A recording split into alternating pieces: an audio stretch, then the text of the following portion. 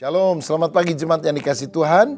Kiranya hati kita selalu penuh dengan sukacita untuk memuji menyembah Tuhan. Hari ini saya akan menyampaikan renungan dengan judul Persyaratan Seorang Pelayan Tuhan. 1 Timotius 3 ayat 8-10 berbunyi demikian. Demikian juga diaken-diaken haruslah orang terhormat, jangan bercabang lidah, jangan penggemar anggur, jangan serakah, melainkan orang yang memelihara rahasia iman dalam hati nurani yang suci. Mereka juga harus diuji dahulu, baru ditetapkan dalam pelayanan itu setelah ternyata mereka tak bercacat. Saudara sekalian, pada masa kini ada banyak orang ingin melayani Tuhan. Dan itu adalah sesuatu yang sangat bagus sekali. Tuhan suka agar kita yang sudah diselamatkan menjadi pelayannya. Tetapi ingat, pelayanan itu bukan sekedar aktivitas. Melakukan ini, melakukan itu, rapat ini, rapat itu, latihan ini, latihan itu.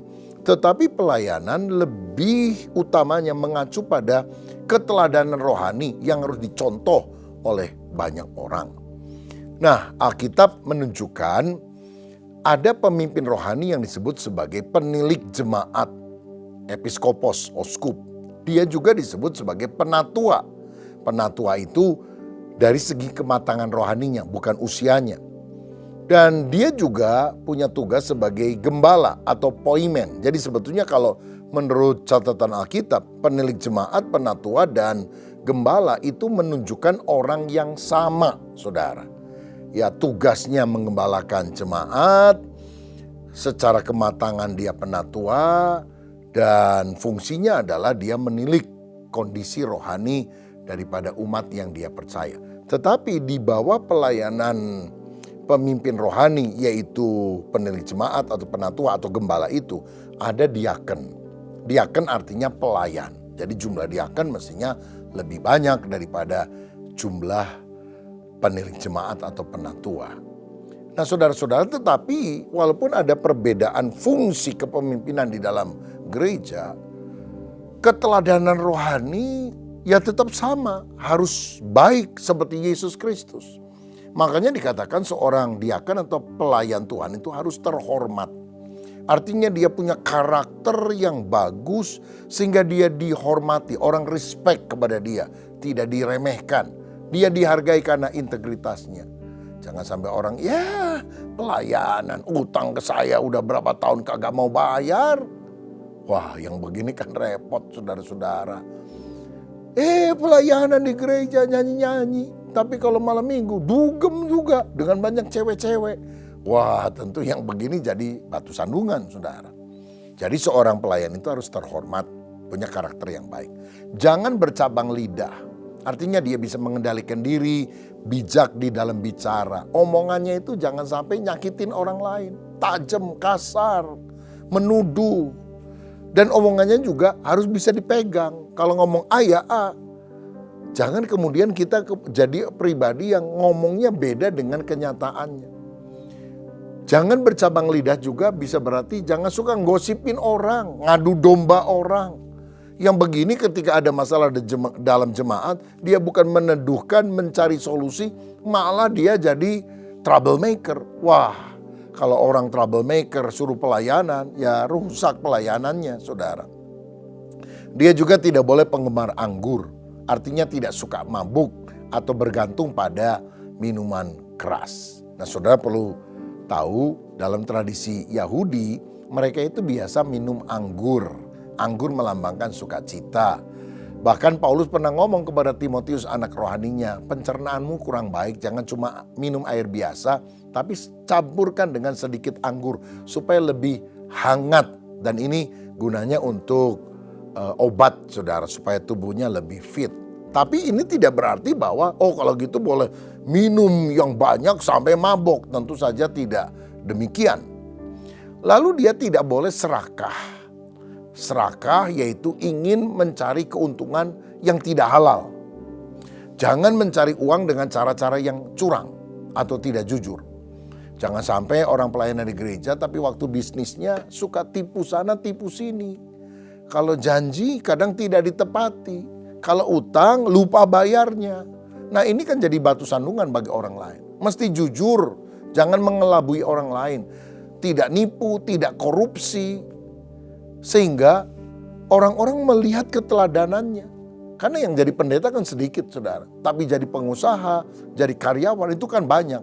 Dan ketika mereka melihat pelayan Tuhan yang juga adalah karyawan atau bisnismen atau pengusaha atau profesional yang jujur, wah mereka akan belajar bagaimana menerapkan firman di marketplace dalam kehidupan sehari-hari. Dan ini benar akan jadi teladan. Dia juga adalah orang yang harus bisa memelihara rahasia iman. Maksudnya apa? Punya pemahaman yang kuat tentang Injil dan hidup sesuai dengan ajaran Kristen. Sehingga dia bisa menjelaskan kepada jemaat yang bertanya kepada dia. Jangan kita udah jadi pelayan, jadi usher, jadi kolektor dan sebagainya. Ditanya tentang masalah iman yang sederhana bingung. Aduh, saya cuma bisa bagiin amplop persembahan. Saya nggak bisa jelasin tentang Yesus itu siapa, Allah Tritunggal itu bagaimana. Bagaimana supaya orang bisa dilepaskan dari dosa, jalan ke sorga yang pasti melalui Yesus itu gimana penjelasannya. Saudara, saya mau bilang nganter orang ke tempat duduk di gereja, ngasih amplop persembahan gak terlalu penting. Mereka juga bisa duduk sendiri, bisa ambil amplop sendiri.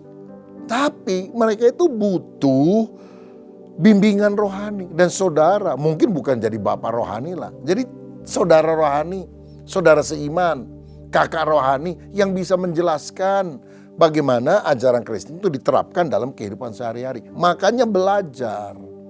Mesti ikut pemuridan di dalam gereja. Di gereja yang saya layani ada 4 level. Namanya SMK, Saya Murid Kristus. Berakar, bertumbuh, berbuah, berbuah tetap. Ada buku panduannya yang saya buat sendiri. Ada bacaan hariannya. Sehingga orang tidak hanya, ayo pelayanan. Tapi dilatih dulu saudara-saudara. Dalam pemuridan 4 level. Mereka kemudian masuk di dalam komunitas sel. Sudah biasa bersaksi, berbagi. Dan bertanya jawab satu dengan yang lain. Dan juga mendengarkan penjelasan dari mentor yang ada. Dari pemimpin sel yang ada. Sehingga mereka istilahnya bisa memelihara rahasia iman. Artinya dia dipercaya di dalam soal tanya jawab firman. Dan dia bisa menjelaskan kepada orang yang bertanya kepada dia. Hati nuraninya juga suci. Artinya hidup saleh, hatinya bersih. Sehingga tidak terus dituduh oleh suara hati. Jangan kita pelayanan begini. Tapi hati bilang, bohong lu, munafik lu. Aduh, itu kan sangat tidak nyaman saudara-saudara. Kita harus sungguh-sungguh hidup dalam pertobatan. Dan nampak dalam buah roh kehidupan, kasih, sukacita, damai sejahtera, kesabaran, kemurahan, kebaikan, kesetiaan, kelemah lembutan, penguasaan diri. Nah, seorang pelayan Tuhan atau diaken itu harus diuji dulu.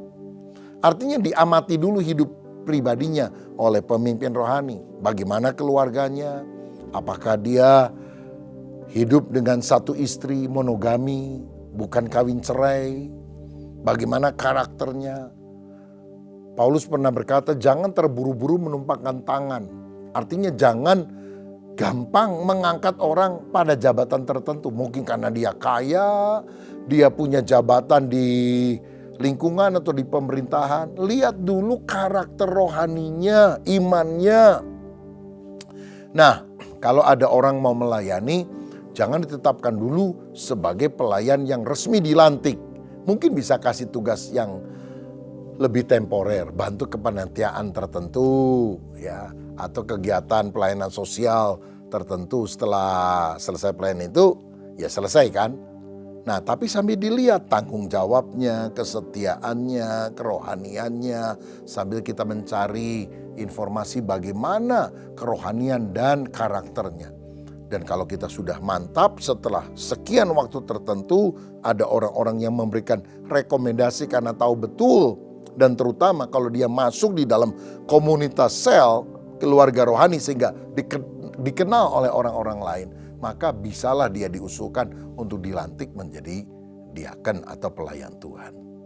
Dia juga adalah orang yang tidak bercacat. Tentu bukan berarti sempurna tanpa dosa. Gak ada orang yang sempurna tanpa dosa di dunia ini kecuali Yesus, saudara. Tetapi dia punya kehidupan yang konsisten dengan standar moral dan spiritual yang tinggi. Dan berusaha untuk hidup sesuai dengan kehendak Allah. Rupanya jadi orang Kristen yang melayani itu persyaratan rohaninya cukup tinggi ya saudara sekalian.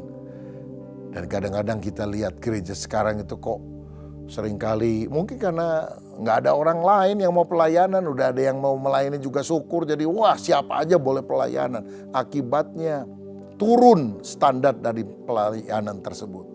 Tapi kita kembali harus berkaca pada firman. Karena kepala gereja bukan kita, bukan pendeta. Kepala gereja adalah Yesus. Dan dia ingin gerejanya tumbuh dewasa. Menjadi sempurna seperti dia. Dan biarlah sebagai seorang pemimpin rohani, sebagai seorang pelayan Tuhan, kita semuanya bertumbuh di dalam takut akan Tuhan. Dan memiliki karakter yang makin mirip seperti Yesus. Siapa di antara saudara yang mau melayani? Dan ingat bukan hanya kegiatan, tapi karakter yang makin seperti Kristus. Kalau saudara mau hidup berkenan kepada Tuhan, taruhlah tanganmu di dada. Mari kita berdoa. Bapa, terima kasih. Engkau membuka kesempatan untuk kami bisa melayani. Diselamatkan saja anugerah yang luar biasa. Apalagi dipanggil menjadi kawan sekerjamu. Tapi pelayanan harus ditandai dengan karakter yang baik. Sifat yang seperti Kristus. Oh Roh Kudus, mampukan kami supaya kami hidup berkenan kepada Tuhan. Dan biarlah setiap umat-Mu yang menerima renungan pagi hari ini, biarlah kami juga makin hari makin tumbuh di dalam Kristus. Dan tidak ada seorang pun berkata, wah jadi pelayan itu syaratnya berat ya. Udah jadi jemaat saja. Karena kami tahu jadi jemaat orang Kristen pun, Kristen artinya pengikut Kristus. Kami juga tetap harus punya sifat seperti Kristus. Karena itulah panggilan kami yang paling utama. Berkat-Mu atas kami, dalam nama Bapa, Putra, dan Roh Kudus, dalam nama Tuhan Yesus Kristus. Amin.